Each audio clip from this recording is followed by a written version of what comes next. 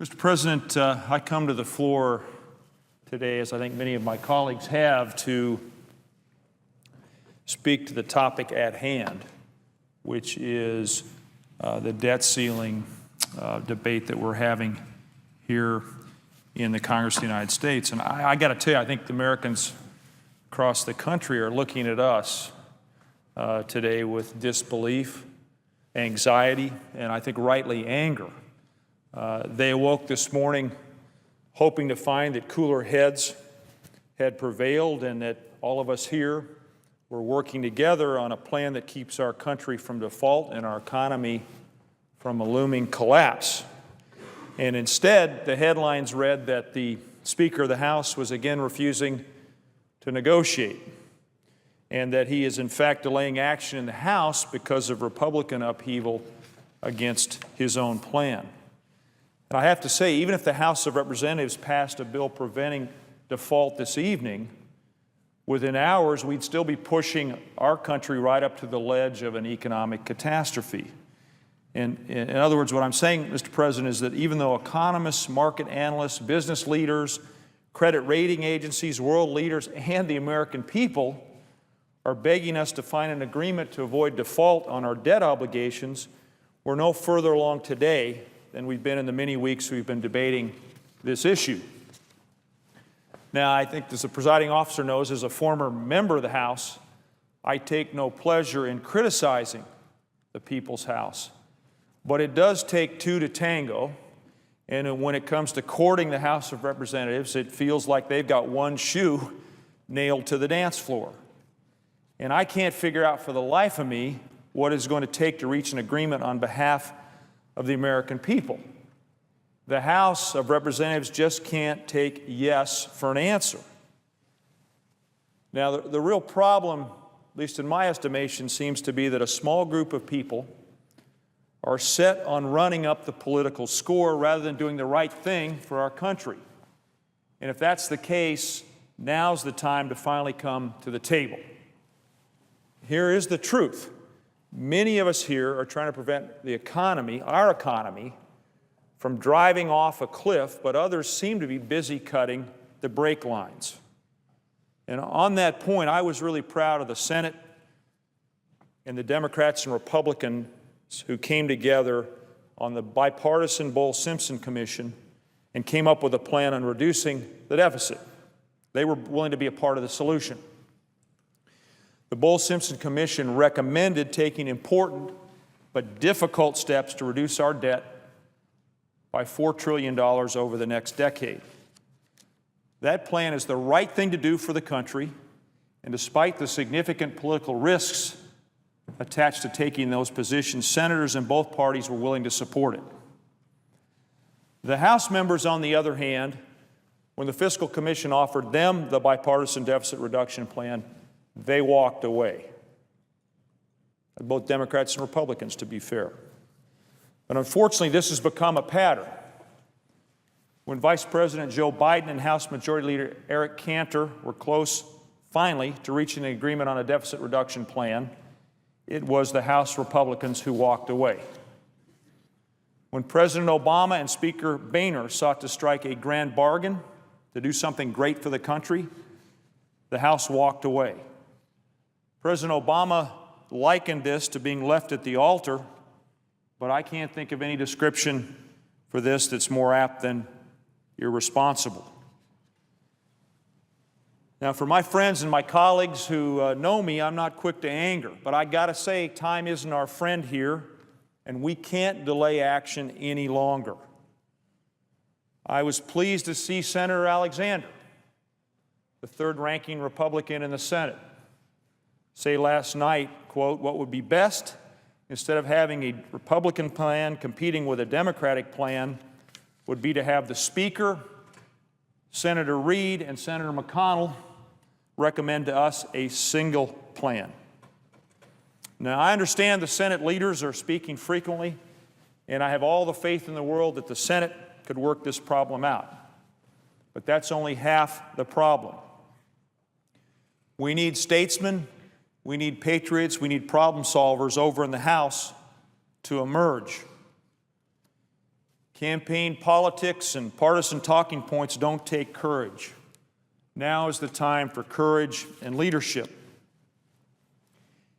And instead of going back to the drawing board on the Boehner plan, we need to refocus our efforts on a plan that meets three tests. Such a plan has to, number one, raise the debt limit to avoid a first-ever federal government default. Two, provide enough certainty to investors that America pay its bills to stave off a downgrade in our credit rating. And three, reduce the deficit enough that we can begin the hard work to get our fiscal house in order. The Reid plan, in my estimation, achieves each of those goals. Now, I'm disappointed that we couldn't all come together on a larger $4 to $5 trillion deficit reduction package that would be both bipartisan and comprehensive. The Reid plan adequately addresses the most pressing issues that confront us, which are preventing a default and staving off a downgrade in our credit rating. The Boehner plan, on the other hand, is only a short-term fix, Mr. President, and a host of economic forecasters and business leaders have said it would almost certainly lead to a downgrade in America's credit rating, which would raise interest rates, could sabotage seniors' retirement savings, and increase consumer costs on almost every American. Bank of America, Standard & Poor's, J.P. Morgan Chase, and other major players have all warned us that future economic instability and short-term political solutions will almost certainly lead to a downgrade in our credit rating. That is some serious, serious business, Mr. President. And what's sad about all of this is that the unstable political climate, which one observer called amateur hour on Capitol Hill, itself may lead to a downgrade. Now, I respect the Speaker's desire to go back to the drawing board to try and secure more Republican votes. But the fact of the matter is we don't have time. The Reid plan is ready to go, and it meets the three-part test that I laid out. And in fact, the Congressional Budget Office stated that the Reid plan reduces the deficit by twice as much as the House Republican plan. And as reported this morning, in the battle of budget scores, the Senate Democrats' deficit reduction bill is the clear winner thus far. Mr. President, our economy has been in critical condition, and I think we're feeling recently that it's beginning to come back to life, that we've been nursing it back to health. And the last thing we need is a self-inflicted heart attack caused by an overdose of partisanship. People wonder why we just can't get it done. I know the presiding officer is a mountain climber, as am I, and we're both, I guess I could say, old mountain climbers in more ways than one. And I can tell you that there's some similarities between attempting to climb the world's highest peaks and our work here in Washington.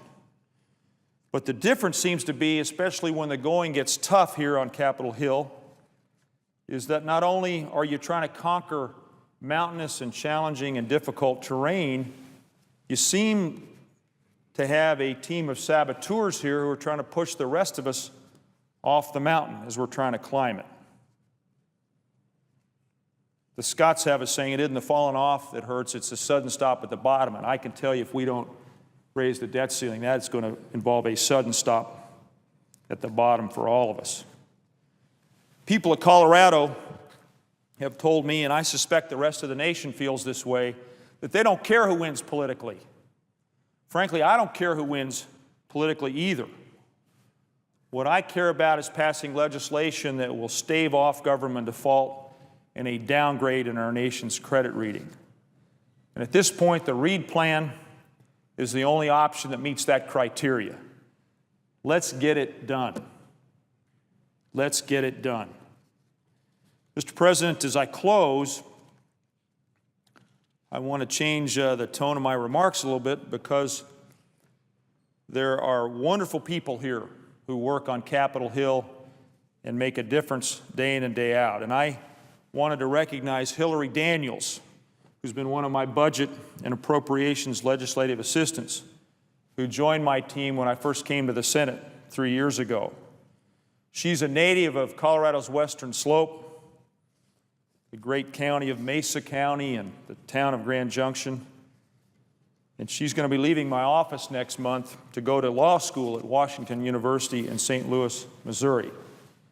She's been an invaluable team member, and I can speak for my entire staff when I say we're both excited for her to take this next step in developing her career, and I'm very grateful for the guidance that she's given me over the last few years.